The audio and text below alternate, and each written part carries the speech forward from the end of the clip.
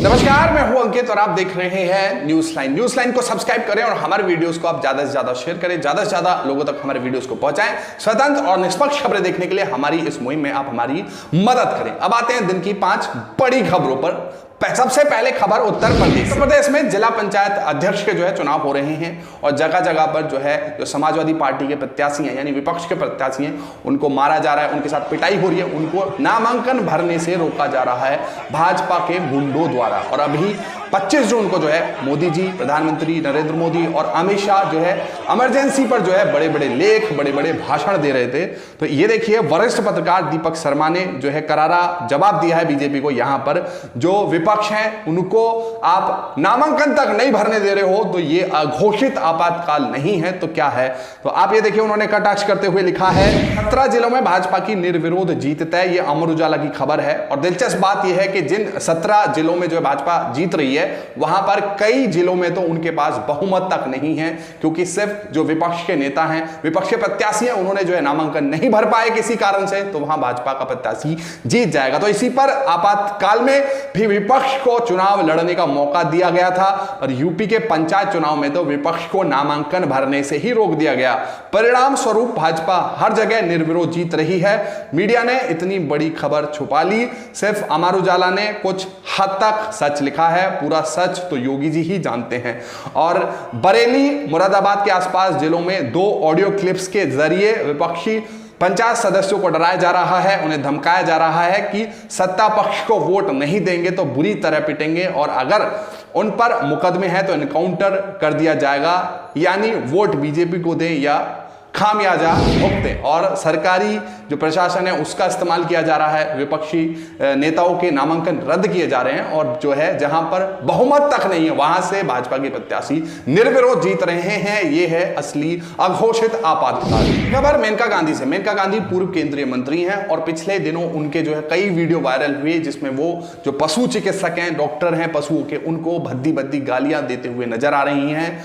और उसके बाद जो पशु चिकित्सक का जो एसोसिएशन है उन्होंने इनके खिलाफ शिकायत की और विरोध भी किया था और जो है बॉयकॉट मेनका गांधी का हैशटैग ट्विटर पर भी ट्रेंड भी चलाया था। लेकिन अब देखिए, विरोधी तो विरोधी, जनता में तो उनकी जो है छीछा लेदर हुई भी है। अब बीजेपी के एक नेता ने, एक मंत्री हैं जो है मध्य प्रदेश के पूर्व, उन्होंने जो है ये तक कह दिया है कि मैं शर्मिंदा हूं। आप पूरी खबर देखिए। मेनका गांधी ने पशु चिकित्सक को दी गालियां। भाजपा नेता बोले शर्मिंदा हूं, ये मेरी पार्टी की नेता हैं। तो ये देखिए आप, मध्य प्रदेश के जबलपुर में नानाजी देशमुख पशु चिकित्सा विश्वविद्यालय के चिकित्सकों और छात्रों में भाजपा सांसद मेनका गांधी के खिलाफ काफी गुस्सा भरा हुआ है। मेनका गांधी का इस पशु चिकित्सा विश्वविद्यालय के एक कर्मचारी से टेलीफोन पर हुई बातचीत का एक कथित ऑडियो क्लिप सोशल मीडिया पर वायरल हुआ था।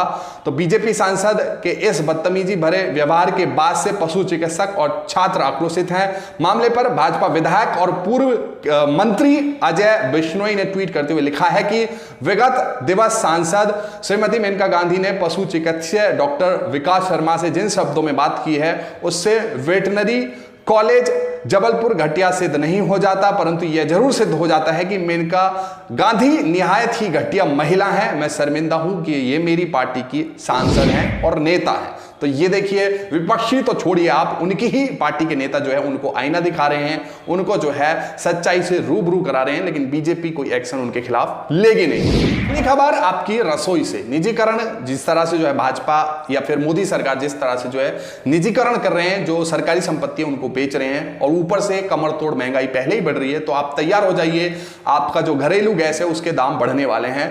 ये खबर आप देखिए बोलता हिंदुस्तान की है।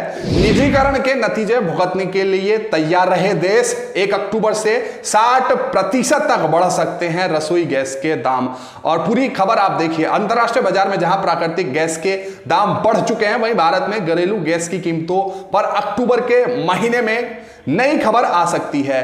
जाहिर है, अंतरराष्ट्रीय बाजार में हो रहे उतार चढ़ावों का असर भारतीय घरेलू प्राकृतिक गैस के खनन वाली कंपनियों पर भी पड़ेगा। देश की सबसे बड़ी तेल और प्राकृतिक गैस के खनन क्षेत्र की सरकारी company oil and natural gas corporation ONGC के ताजा बयान के मुताबिक इस बार प्राकृतिक गैस की कीमत में 60% तक की वृद्धि लगभग तय है। वो लुभाव सीधा सीधा यही है कि अब आपकी जो जेब है उस पर एक और बड़ा डाका डलने वाला है, और वो भी रसोई गैस। और रसोई गैस के जैसे ही जो है दाम बढ़ेंगे, आप जानते हैं उससे ओवरऑल सभी चीजों के जो खाने पीने की चीज होती हैं, सभी चीजों के दाम जो है बढ़ जाते हैं। पहले ही आप कमर तोड़ महंगाई से जूझ रहे हैं, तो आप तैयार हो जाइए निजीकरण का एक और दुष्प्रभाव झेलने के लिए। खबर उत्तर प्रदेश से। उत्तर प्रदेश में जो है विधानसभा चुनाव होने अगले साल, और अब 5 से 6 महीने का वक्त बचा है जब जो है चुनाव होंगे उत्तर प्रदेश में। और अभी से गोदी मीडिया ने और बीजेपी ने गोदी मीडिया की मदद से जो नंगा नाच वो चुनाव में करती है, उसकी जो है शुरुआत हो गई है। आप जानते हैं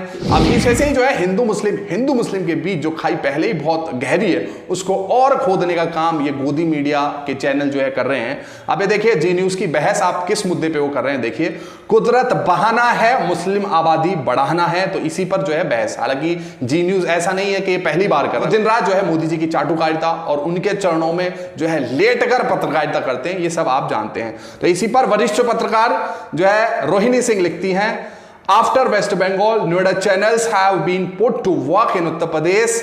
This idea is to create incredibly levels of hate in society and to divide rule. यानी जिस तरह से पश्चिम बंगाल में बीजेपी हारी, पटकनी खाई, और जिस तरह से हिंदू मुस्लिम के बीच खाई, वहां पर भी यानी ध्रुवीकरण किया था, अब उसी की जो है उसी की परिपाटी पर उत्तर प्रदेश में भी वही जो है बीजेपी वही तीर जो है अपने तरकस से निकाल रही है। हिंदू मुस्लिम यानी सिलेबस कोई भी हो, प्रश्न किसी का भी हो, बीजेपी सिर्फ हिंदू मुस्लिम करती है। आखिरी खबर किसान आंदोलन से। दरअसल गोदी मीडिया के जो एंकर हैं वो किस तरह से किसानों से या फिर विपक्ष के नेताओं से या फिर कोई भी जो है सरकार से सवाल करे, सरकार की आलोचना करे, उनसे किस तरह से खुन्नस खाता है, ये आप सब जानते हैं। ये देखिए, दरअसल इसको लेकर राकेश टिकैत की जो कि एसी में लेटे हुए हैं गाजीपुर बॉर्डर पर, इस तस्वीर को लेकर दरअसल अलग अलग राय जो है गोदी मीडिया के एंकर सवाल उठाने लगे कि किसान एसी में कैसे सो सकता है। आप देखिए, ये आस्था कौशिक हैं, दरअसल ये मोहतरमा जो है एबीपी की न्यूज एंकर हैं, तो इसी पर जो है कटाक्ष करते हुए लिखती हैं इस राकेश टिकैत की फोटो पर,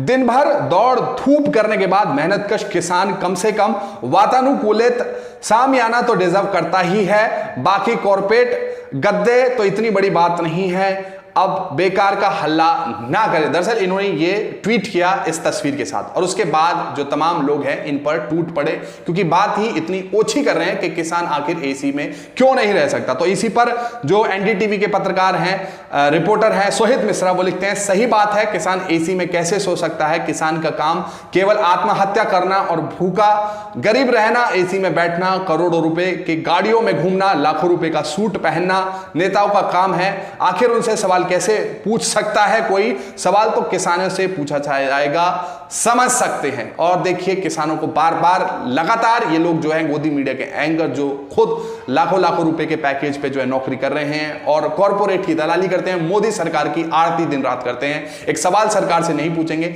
लेकिन किसानों से लगातार सवाल पूछ रहे हैं। इन खबरों को लेकर आपकी जो भी राय है नीचे कमेंट बॉक्स में जरूर लिखें, साथ साथ हमारे चैनल को भी आप सब्सक्राइब करें। शुक्रिया।